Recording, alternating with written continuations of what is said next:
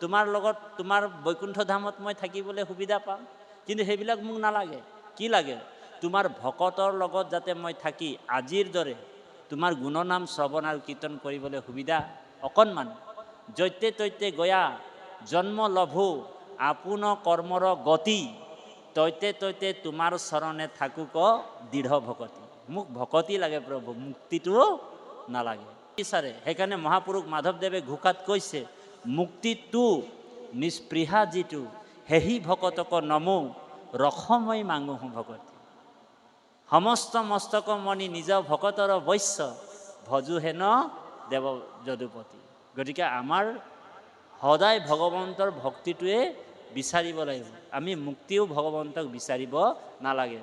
ভকতি কৰিলে মুক্তিটো এনেই লাগ লাগি যাব। ভগৱানে কৃষ্ণই কৈছে উদ্ধৱক, হে উদ্ধৱ, যি মোৰ নাম লৈ থাকে, শ্ৰৱণ কীৰ্তনত যোনে হুদুৰি বিশ্বাস কৰে, তেওঁলোকে মুক্তি নিবিচাৰিলেও মুক্তি মই তাক দি দিম, যাচি দিওঁ। ইয়াতে ক'ব দেৱহতী মাতৃক কপিল মুনিয়ে। আৰু উদ্ধৱকো কৃষ্ণই কৈছে, হে উদ্ধৱ, যিটো জন যাই মাধৱৰ নাম স্মৰি, পাছে পাছে যায় দেৱ দেৱী তুতি কৰি, মূৰ্তিমন্ত হুয়া পাঞ্চ প্ৰকাৰ মুকুতি, মুক লয়ো যাওক বুলি কৰয় কাকুতি। গতিকে ভগৱান নিজেই কৈছে, গুৰুজনাই আমাৰ নিজেই কৈছে, যিটো জনে যাই মাধৱৰ নাম স্মৰি, পাছে পাছে যাই দেৱ দেৱী তুতি কৰি। তেওঁৰ বোলে পিছে পিছে দেৱ দেৱীবিলাক, আজি আপুনি দুৰ্গা পূজা কৰিব নালাগে, কালী পূজা কৰিব নালাগে, বোলে কালী দুৰ্গা ভদ্ৰা সেই দেৱ দেৱীবিলাক আপোনাৰ পিছে পিছে দৌৰ মাৰি থাকিব, যে ভকতজনে নাম লৈ গৈ আছে।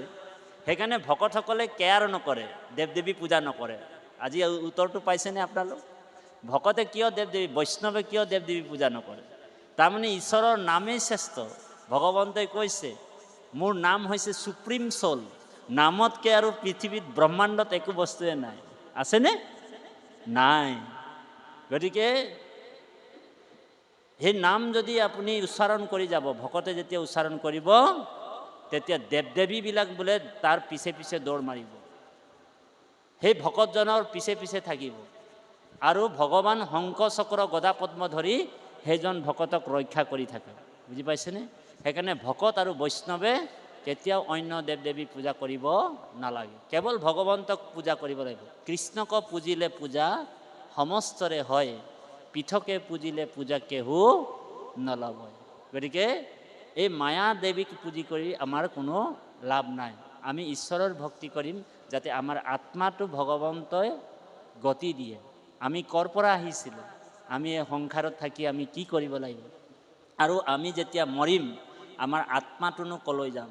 এই যিটো দৰ্শন আমাৰ গুৰুজনাই ভাগৱতত দিছে, আৰু ভাগৱতৰ দৰ্শন সেইটোৱে। ৰজা পৰীক্ষিত 7 দিন ভাগৱত শুনিহে মৃত্যুৰ ভয়ৰ পৰা পৰিত্ৰাণ পাইছে।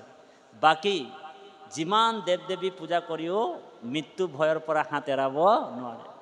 এজন হেৰি আছিল, অসুৰ আছিল, তাৰ নাম আছিল ভস্মা অসুৰ, ভস্মাসুৰ দেই। ধ্যান দি শুনিব, কাহিনীটো পিছত কম, অকণমান পাত ভাগি যাওক। কৃষ্ণ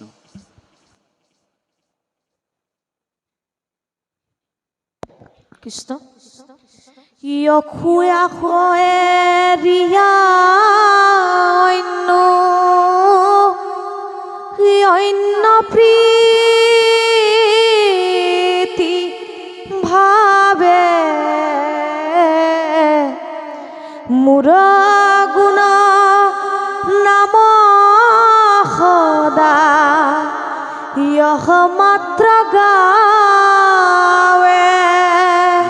ৰাম সাজুৰ্য মুখ্যক মোৰ ইচ্ছা নকৰয়, বিৰল ভকতি মাতৃ আৰাকে কয়। দেখি থাকে মুক দিব্য ৰূপ বিটুপন, কৃষ্ণ প্ৰসন্ন বদন চাৰু অৰুণ শয়ন। হে ৰাম মই হমে কথা বাৰ্তা কহিয়া থাকয়, মুখ্য আদি কৰি তীৰ্ণ সমনগনয়।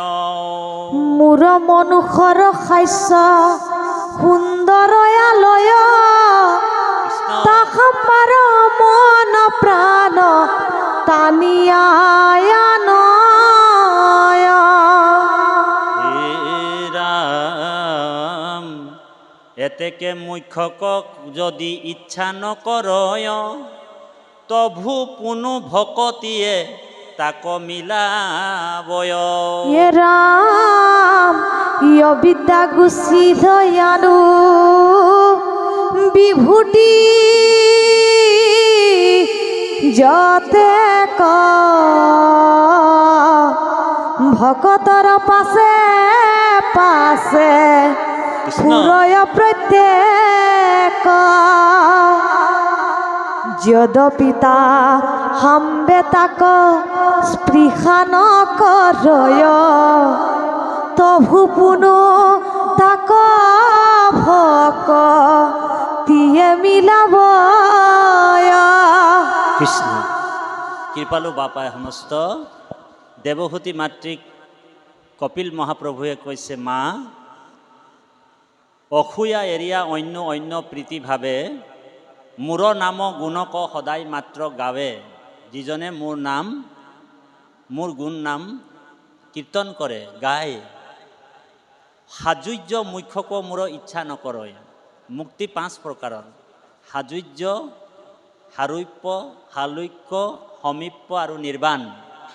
এই 5 প্ৰকাৰৰ মুক্তিটো সেইজন ভকতে ইচ্ছা নকৰে বুলি কৈছে। আমি আগতীয়াকৈ কৈছিলোঁ আপোনালোকক, এইটো কথা ওলায়ে গৈছে। তাৰপিছত কৈছে বিৰল ভকতি মাতৃ আৰাকে কহয়। সেইটো বিৰল ভক্তি। সেই ভকতিটো আপুনি মই কৰিব লাগিব, যত্ন কৰিব লাগিব দেই। তাৰপিছত কৈছে দেখি থাকে মুক দিব্য ৰূপ বিতুপন। মোৰ ৰূপটো ভাই বোলা মুখে ৰাম, হৃদয়তে ৰূপ, হৃদয়ত তেওঁ ৰূপটো দৰ্শন পায়। সেইকাৰণে গুৰু আসনৰ সন্মুখত, মানে গুৰু আসনত যেতিয়া আসন পাৰি যেতিয়া ভগৱন্তক ধ্যান কৰি থাকে, একেবাৰে চৰণ কমলৰ পৰা মস্তিষ্কলৈকে কৃষ্ণৰ ৰূপটো ইমানেই ধুনীয়া, সেই ৰূপটোক হৃদয়ত তেওঁ দৰ্শন পাই থাকে দেই। আৰু সেই ৰূপটো লাৱণ্য ৰূপটো, ইমান ধুনীয়া ৰূপটো, নীল নিভম নীলামণিৰ টুকুৰা ভগৱান, ইমানেই দিব্য ৰূপটো ভকতে ধ্যান কৰে। আৰু ভকতে কি কৰে, নিৰন্তৰে অবিশ্ৰামভাৱে ভগৱন্তৰ ৰাম নাম, কৃষ্ণ নাম, খাওঁতে কৃষ্ণ, উঠোতে কৃষ্ণ, বহুতে কৃষ্ণ, আৰু এনেকুৱা সততে তেওঁ ঈশ্বৰৰ নামটো যেতিয়া লয়, ভগৱন্ত কৈছে সেইজনৰ মই সেৱক হৈ যাম, দাস হৈ যাম। সেইজনেই মোৰ কোন? সেইজন মোৰ হৃদয় বুলি কৈছে। সেইকাৰণে উদ্ধৱক কৈছে, হে উদ্ধৱ, মই বিনে ভকতে নিচিন্তে কি চুৱান, ময়ো ভকতত পৰে নজানো আৰ। ৰাম ভকত সমান সখী মোৰয়াছে কোন, মই মহাভকতৰ ফুৰু পাছে পাছ। সেইকাৰণে আপোনালোকেও ভগৱন্তক কি কৰিব পাৰে? বান্ধি লিব পাৰিব। ভকতে ভগৱন্তক প্ৰেম জড়িৰে বান্ধিব পাৰে। বুজি পাইছেনে কথাটো? এতিয়া আমাৰ পৰম শ্ৰদ্ধাৰ বাপজন ইয়াত বহি আছিল। প্ৰায় তেখেতে মোক কৈছে, বাপ আপোনাক আজি আমনি কৰিম। আহোঁতেই কৈছে বাৰু দেই, তেওঁৰ এইটো দুখ নাই বাৰু, তেওঁ কৈ লৈছে। বাপে কৈছে যে আজি আপোনাক তাঁতী বাপক আমনি কৰিম, প্ৰশ্ন কৰিম, আৰু আধা ঘণ্টা সময় থাকিম বুলি ক'লে। তো সেই সুবিধাটো আমি দি দিলোঁ তেখেতক। বাৰু আধা ঘণ্টা আমনি কৰক বাৰু, একো নাই। তেওঁ যদি 2 ঘণ্টা আমনি কৰিব, তেনেহ'লে হৰি বাকীসকলৰ কি হ'ব? সেইকাৰণে আমি অকণমান তেখেতক কেতিয়াবা হয়তো আপোনাসৱৰ দুখ নাপাব, আপোনালোকেও দুখ নাপাব, তেখেতেও দুখ নাপায় যদি প্ৰকৃতাৰ্থত ভকত হয়। তেখেতো এটা পৰিস্থিতি সাপেক্ষে বুজিব লাগিব যে তাঁতি বাপে ইমান দূৰৰ পৰা আহিছোঁ, কৃষ্ণ কথা দুই এটা আপোনালোকক প্ৰকাশ কৰিবৰ কাৰণে আহিছোঁ, হয়নে বাৰু? আৰু ইয়াত আহি যদি প্ৰত্যেকটা বস্তু তেওঁ লৈ ল'ব, তেতিয়া আপোনালোকৰ যিটো কাৰণে আপোনালোকে আমাক আমন্ত্ৰণ কৰিছে, এই অনুষ্ঠানটি আমাৰ বাপজনে যিটো আমন্ত্ৰণ কৰিছে বা তাঁতি বাপে অহা যিটো উদ্দেশ্যটো ইয়াত সফল হ'বনে? নহয়। সেইকাৰণে বাপে যে গুচি গ'ল, তাৰ কাৰণে আমি বাপজনক ইয়াৰ পৰাই সেৱা জনাইছোঁ, যাতে বাপে মোক বেয়া নাপায়। আৰু সেইকাৰণে তেখেতৰ সুস্বাস্থ্য দীৰ্ঘায়ু কামনা কৰা হৈছে। সকলোকে হৈ কিনে এটা হৰিধ্বনি দিব, কৃষ্ণ ঔ হৰি ঔ হৰাম। তেওঁ এজন একান্ত ভকত হয়, গতিকে আমি যদিও অকণমান টানকৈ কিবা এটা ক'লোঁ, তথাপিও মোৰ মনত এইটো নাই যে তেওঁৰ প্ৰতি এটা মোৰ বেয়া ভাৱ নাই।